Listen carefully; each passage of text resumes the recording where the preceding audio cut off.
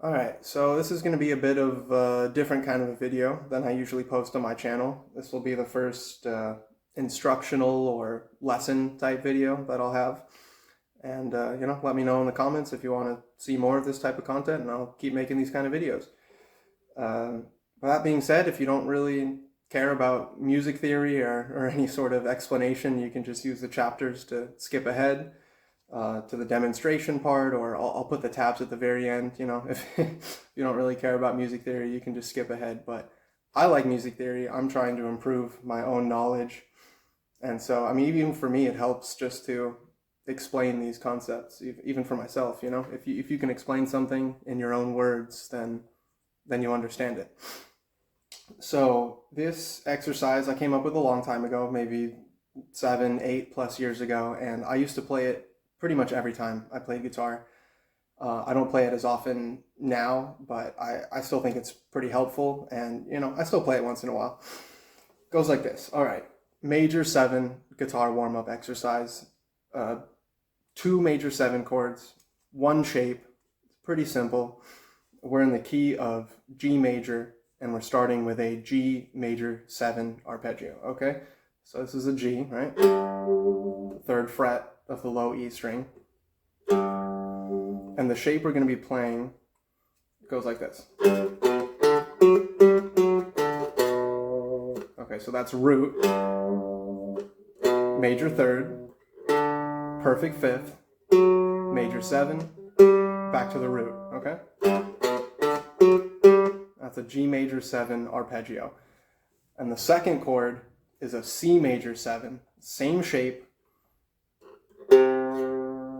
We've got the root note C on the A string. So that's root, major 3rd, perfect 5th, major 7, and the octave of the root. So that's it. It's based on just those 2 shapes, G major 7, C major 7, pretty simple, in the key of G major.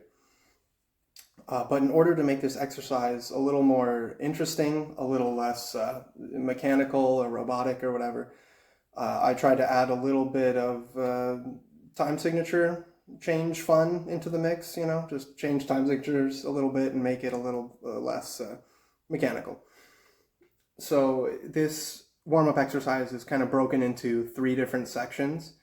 And the first section it's kind of a 7-7-4 type of deal here. So I'll play it slowly.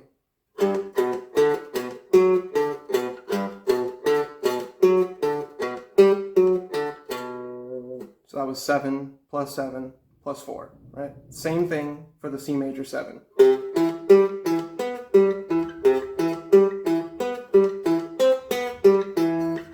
And then back to the G major 7, right? So we're going to play this twice for the first section, but on the second time through, on the C major 7, instead of playing 7-7-4, it's going to be 7-7-8, okay? So like this.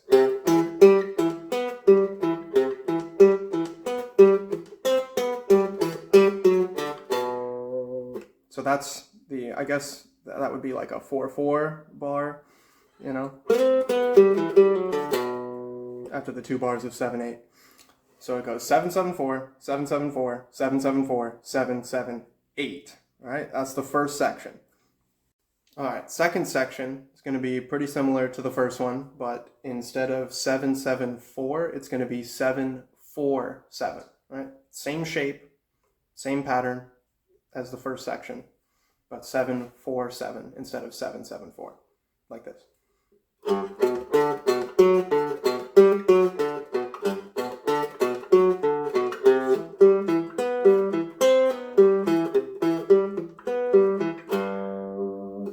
So you're going to play that 2 times through, right? 7-4-7, 7-4-7 times 2. And the third section is actually 4-4. It's a syncopated 4-4, 7 plus 9, all right? And it goes like this. The pattern for the third section is a little different. I'll break it down, but The first 7 notes are the same as the other 2 sections. We're going to be arpeggiating that G major 7 chord in the same way.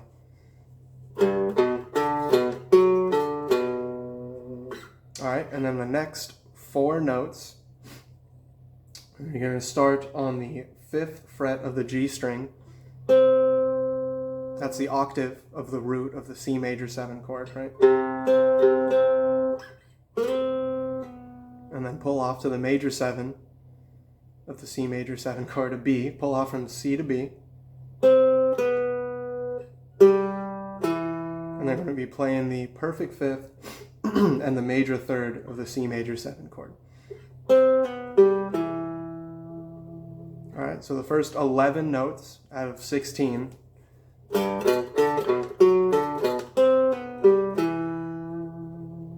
Okay, and the final 5.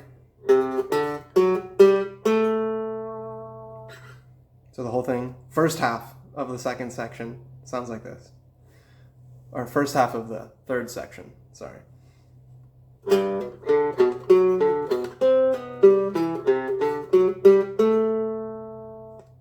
And the second half is the same except for the last 5 notes.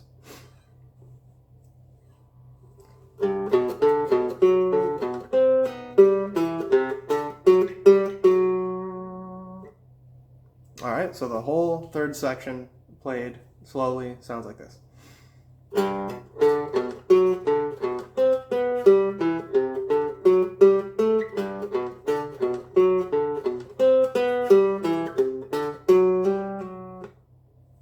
Alright, that's the whole thing.